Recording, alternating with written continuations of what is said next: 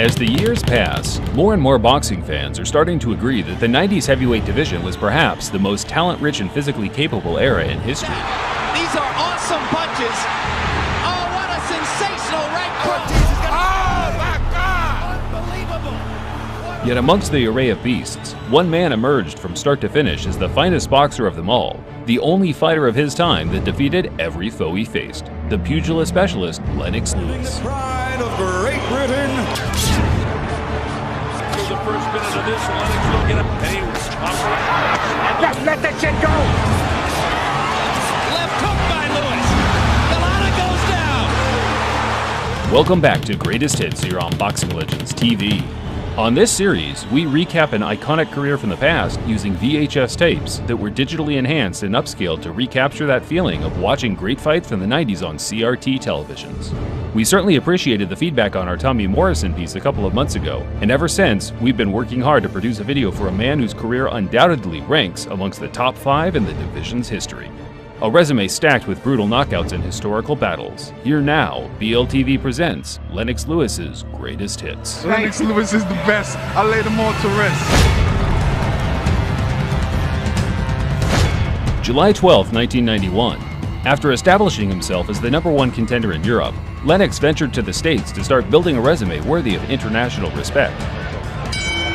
Here we go, round 1 scheduled for 10, and Weaver comes right at Lewis. Working the jab. Weaver said he doesn't want to box him, he's just too big for that. Oh, good right hand from Lewis.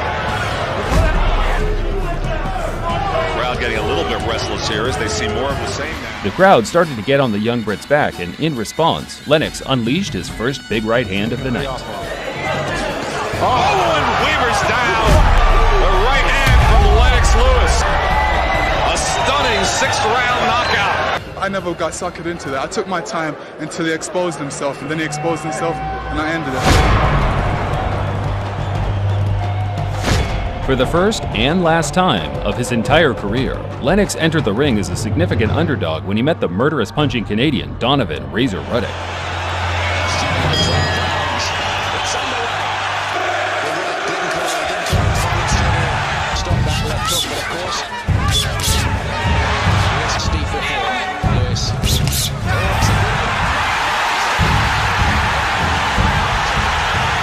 Ruddock made it back to his feet, but was quickly put to rest by a man determined to get the job done as quickly as possible.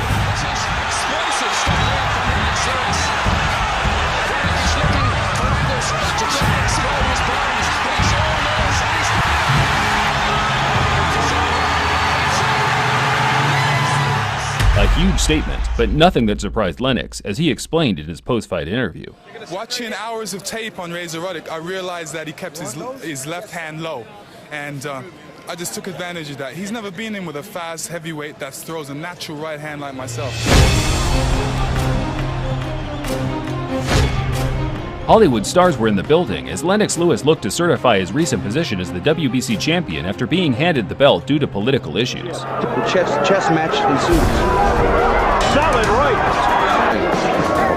Doesn't get mad, and he's 6'5". They will nullify. Tucker, first time in his career. A perfectly timed right hand sent Tucker crashing to the canvas for the first time in his career. However, the former champ responded well, as in the 8th, Lenox absorbed more punishment than in all of his previous fights combined. Tony Tucker to the head of Lewis, and Lewis just standing there. The two slugged it out to the finish, where Lenox earned a unanimous decision in what was an excellent fight to build upon his already feared reputation. I tell you, I give Tony Tucker enough respect because he's got a great chin, he's got guts. If that was Riddick Bowe would have been down on the ground. But Tony Tucker, he realized that this was his last chance, and I have to give him all the credit in the world. 5 months later, Lenox was back in the UK to settle a score with the much-informed and darling of the nation, Frank Bruno. Vision at this point.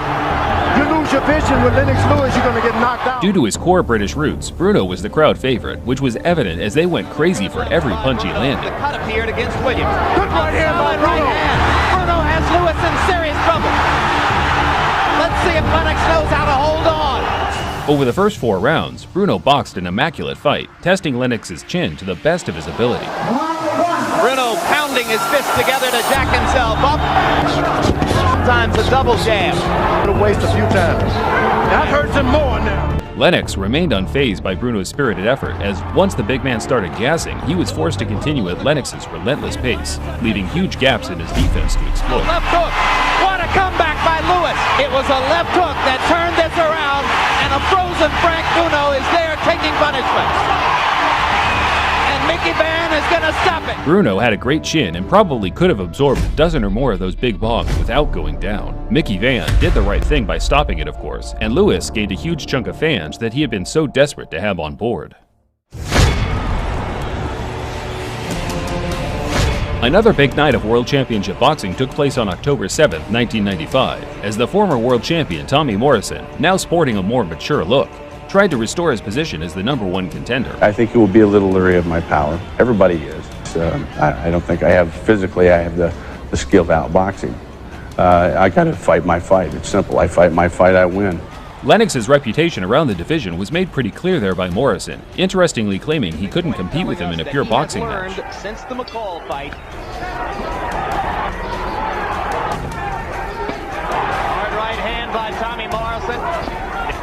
I can tell you one more thing. With those right hands as he steps inside. You got to make it happen. Tell me you're high on me. You're high on me. I need you lower. To his credit, Morrison boxed well and threw some troubling shots for 3 rounds. After weathering yet another early storm, Lenox started piecing up Tommy with crisp jabs and overhand rights, inflicting heavy damage upon his right eye. Now he comes back to the jab. Say to the doctor, I've still got my left hook. Getting very close to a stoppage here. You get that sense. Down goes Morrison again, and I wonder if Mills has seen it up. That'll do it. A terrific performance by Lenox Lewis. Another excellent matchup was made for Lenox in 1996, as anything short of war with merciless Ray Mercer wouldn't have sat well with But he fame. can take another step toward public acceptance here. Hard to get in. Good combination by Lewis. Mercer momentarily stunned. War is what they wanted, and war is what they got. The fight had no narrative, no ups and downs. Both men just bludgeoned each other over the scheduled 10 rounds. Both men landed. For the winner on a split decision, Lenox. A split decision was awarded to the right man, with the cleaner work and eye-catching combos from Lewis being the overriding factor in what was an even contest as a whole. Because I hit him with some shots and I felt it in my hand, and he kept coming.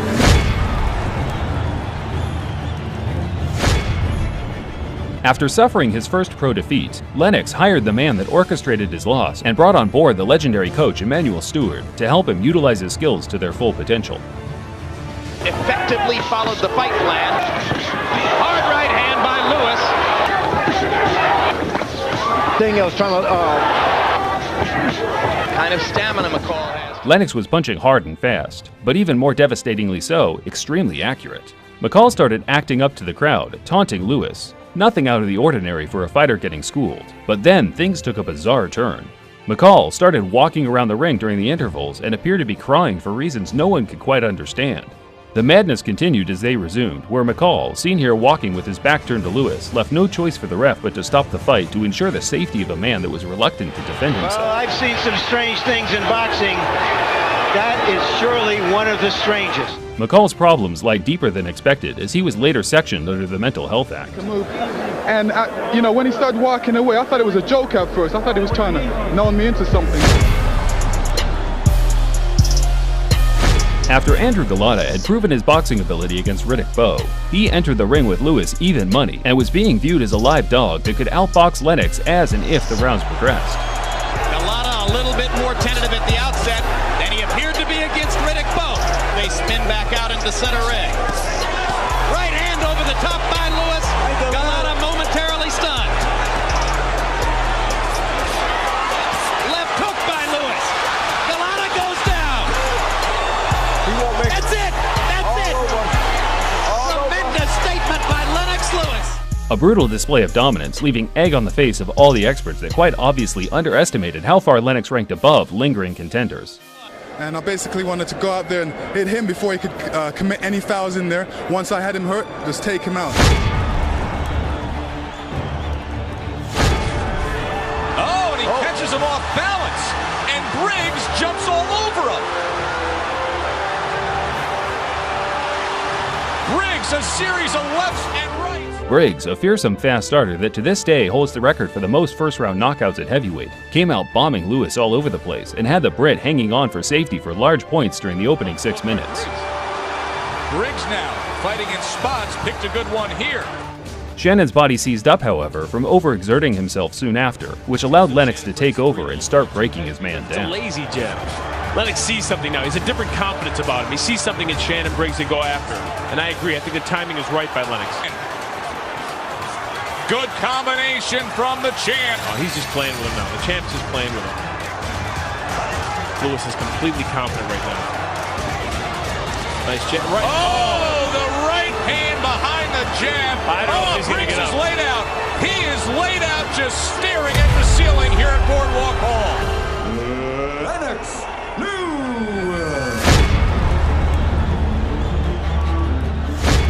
Lennox had another chance to right a wrong on November 13, 1999, rematching the legendary Evander Holyfield after a scandalous draw a few months prior.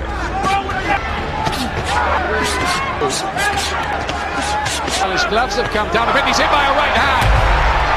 This time. That's a big left hook from Lenox Lewis this time. 7th round here. Look at this now. Tremendous action. This is how good boxing can be. Both fighters were ranked 1 and 2 by the Ring magazine, respectively, which, after 8 or 9 excellent rounds, seemed fair as both guys were evenly matched. The championship rounds became the deciding factor as Lennox squeezed out every bit of effort, throwing combinations off sheer instinct to the final bell. Lenox Lewis.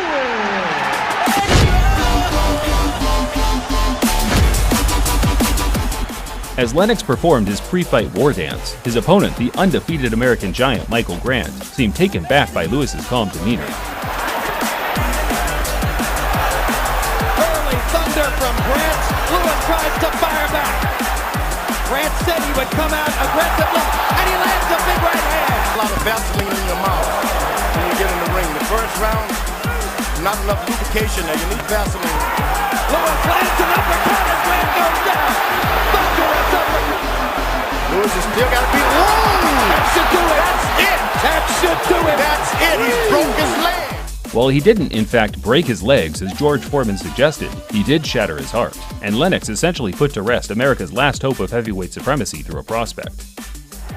So I realized I got more superior speed. He's never seen a boxer like me, so I felt very confident going in there. Set up that right hand. There's a crashing left hand thrown, but it doesn't connect by Lenox Lewis with the right hand. He hit by the right hand, and I'll tell you, Lennox felt the power. Nice right hand. Sport in the UK. This is a dandy of the heavyweight title fight. Lennox has that jab in the base. David flips him with the left hook. Outside of the odd leaping hooks such as this, Tua was thoroughly outclassed as Lennox proceeded to tee up big right hands at will. The Samoan's chin ended up being the only skill worthy of praise. Digging body shot. That's what they get. Oh, the right hand. It's in this sort of fight. Lenox Lewis has the wall, but David's hurt right now, I'll tell you that. Up on his toes. Look at these shots. Right hand, left hook. But right now, Lenox Lewis is giving an old-fashioned whooping to David Tua. After suffering a shock defeat to Haseeb Rahman in South Africa, Lennox wasted no time getting his American opponent back in the ring after what he felt was nothing more than a lucky punch. He's dealing with disrespect, so I have to show him that I'm not taking it. I had to just give Lenox Lewis a preview of what he's going to get on November 17th, put him on his back. They used an excuse of a few idiotic comments to get hands-on with each other before the fight, yet there was nothing said other than throwaway words. These two just hated each other, and Lennox channeled that anger to devastating effect. That's very important. He's really throwing the punch with authority. So that he... the jab alone. There's that right hand, which has been a honey punch for him down the years. He's going to get his jab for power. Oh! Wonderful shot by Lenox Lewis, and he's laid out Haseeb Rahman. It is over. Revenge, redemption for Lenox Lewis. Considered by many as one of the greatest knockouts in boxing history, certainly the sweetest revenge. Yeah, he did. Those things really helped me. I showed a lot of disrespect there, and I just was keeping all these things inside me. I said, okay, you're gonna pay fight time. Let's go give it to you. Wait for you to get it on your own. After years of ducking and dodging, Lennox finally got his hands on the man he needed to defeat to proclaim himself the greatest of his era. Mike Tyson passed his best unquestionably, but 5 years unbeaten in the ring and still packing the power, grand enough to clean the clock of any man in the division. Up a little, unlike what Manny Stewart told him to do. Big uppercut for Lewis. Big left hand by Tyson after the jab by Lewis. Uppercut. Uppercut and a left hook from Lewis. You have to be in this man's chest. You understand? Make this a very ugly fight now. Tyson started fast, using his renowned peekaboo strategy to get inside and trouble Lewis. There was only so long the American could keep it up for, however, and once he started slowing down, Lennox's superior timing and conditioning pushed Mike to his limit. Because you got a dead man in front of you, and you still doing this. Just let that shit go. This fight is over with. If Lenox didn't knock him out soon, I think Emanuel Stewart was close enough to going out there and doing it himself. He certainly demonstrated some of the very best of it tonight. Tyson trying to let his hands go. Sided fight, getting more so. Big shots from Lewis. Got the Buster Douglas at the end of the 8th round. And that's going to be perhaps the end of the fight. He's out. Lenox Lewis knocks out Mike Tyson and banishes him from the upper stratosphere of the heavyweight division. Lenox was only 1 year younger than Tyson here, 35 and 36, yet his dedication to the sport throughout his 20s and 30s made him a far superior conditioned athlete. But he was still determined, he was still tough, and he can take a hell of a punch because I hit him with some great punches, and boy, he can take him, for real. In what was supposed to have been a routine retirement fight against Kirk Johnson, it turned into a significant battle of the ages as the then relatively unknown Ukrainian giant Vitaly Klitschko, who we now consider the best heavyweight of the 2000s, stepped in as a late replacement. The strains of the Eagles Hotel California. So will it be heaven or will it be hell? Klitschko with the right, Lewis misses with the left. Hard right hand by Klitschko, best punch of the round. He's got a difference. Left hand lands for Klitschko. Awkward short arm shots. He's beating Lewis to the punch. Vitaly Klitschko is roughing Lenox Lewis up as the second round begins to come down the stretch. Is it big? Vitaly shocked everyone by taking the fight directly to Lewis instead of engaging in a battle of the jabs as many thought he would. The assault never slowed down. Only Lenox, after a couple of tough rounds, was able to wake up and finally start competing with his determined opponent on a level playing field, which led to an incredibly rare slugfest between the two 6'6" giants. Staying away from that big old. Every time the Lenox Lewis hit him with something. And the way he's throwing punches, but Lewis beginning to sharpen up his punches and landing at a higher and higher rate. No cut man in the world could have cleaned up this mess, and it led to the ref, to this clear dismay of Vitaly, calling a halt to the action. Many people think Lenox got fortunate here, and it's easy to see why. But if you look back on all the fights we presented today, show me one time where his conditioning and boxing skill didn't result in him eventually taking over and becoming the ring general. Tremendous fight for 6 rounds. Yeah, I want it to be in a dogfight because I know when the going gets tough, the tough get going. I'm tougher than him. Unlike all the heavyweights out there, he has never ducked an opponent. Oh, Weaver's down. The man's a beast when it comes to boxing. You know, we got his pictures all up in my gym. He's a good fighter.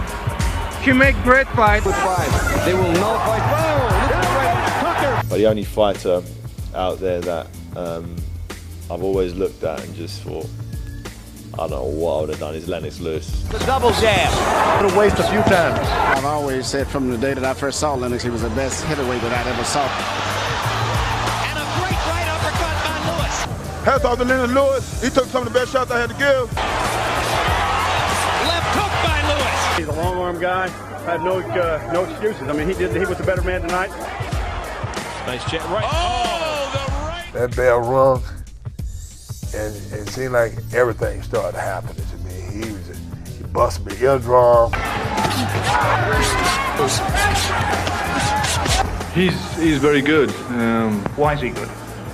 He's big. He's strong. He has classy moves. He's a good fighter. Fortune is caught here and in terrible trouble and it's stopped. Probably one of the greatest, if not the greatest. He didn't beat everybody. To get his jab more powerful. Oh! Wonderful shot by Lenox Lewis! I'd have fought him, but I'd have known deep down in my heart of hearts, I'm like, yeah, it's not going to go that well for you.